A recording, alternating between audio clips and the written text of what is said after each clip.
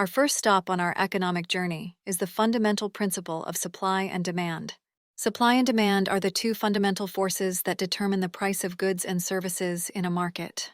Think of supply as the quantity of a good or service that producers are willing to offer for sale at different prices, and demand as the quantity of that good or service that consumers are willing to buy at different prices. When supply and demand are in balance, we reach what's called equilibrium, where the quantity supplied equals the quantity demanded, and that sets the market price. For example, let's say there's a sudden increase in demand for avocados due to a popular new diet trend. As demand rises, but supply remains constant, the price of avocados will increase until a new equilibrium is reached. Now, let's talk about inflation. Inflation refers to the rate at which the general level of prices for goods and services is rising, and subsequently, purchasing power is falling. Imagine you could buy a candy bar for $1 last year, but this year it costs $1.10. That's inflation in action. Inflation can be caused by various factors, such as excessive money supply, increased production costs, or strong consumer demand. Governments and central banks closely monitor inflation because high or unpredictable inflation can have negative effects on an economy, such as reducing the value of savings and distorting investment decisions. Now let's explore gross domestic product, or GDP. GDP is a measure of the total value of all goods and services produced within a country's borders over a specific period, usually a year or a quarter. It's like a scorecard for an economy, telling us how well it's performing. GDP is made up of four main components: consumption, investment, government spending, and net exports. Consumption represents spending by households on goods and services, while investment includes spending on business equipment, structures, and residential construction.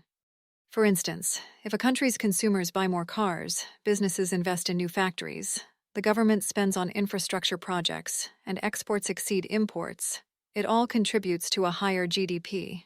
GDP is a crucial indicator for policymakers, businesses, and investors as it provides insights into the health and growth of an economy. Next up, let's discuss fiscal policy. Fiscal policy refers to the use of government spending and taxation to influence the economy. Governments use fiscal policy tools to achieve various economic objectives, such as promoting economic growth, controlling inflation, and reducing unemployment. There are two main types of fiscal policy: expansionary and contractionary. Expansionary fiscal policy involves increasing government spending or reducing taxes to stimulate economic activity during periods of recession or low growth. For example, during an economic downturn, the government might increase spending on infrastructure projects to create jobs and boost demand in the economy. On the other hand, contractionary fiscal policy involves reducing government spending or increasing taxes to cool down an overheating economy and control inflation. If the economy is growing too quickly and inflation is rising, the government might decrease spending to reduce demand and prevent prices from spiraling out of control. Finally, let's explore monetary policy. Monetary policy refers to the actions taken by a central bank to control the money supply and interest rates to achieve economic objectives. The central bank, such as the Federal Reserve in the United States, uses monetary policy tools to influence borrowing, spending, and investment in the economy. If the central bank wants to stimulate economic activity, it may lower interest rates to encourage borrowing and investment.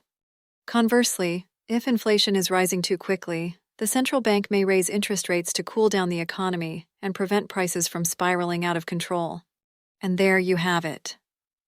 We've broken down some complex economic concepts like supply and demand, inflation, GDP, fiscal policy, and monetary policy into easy-to-understand explanations.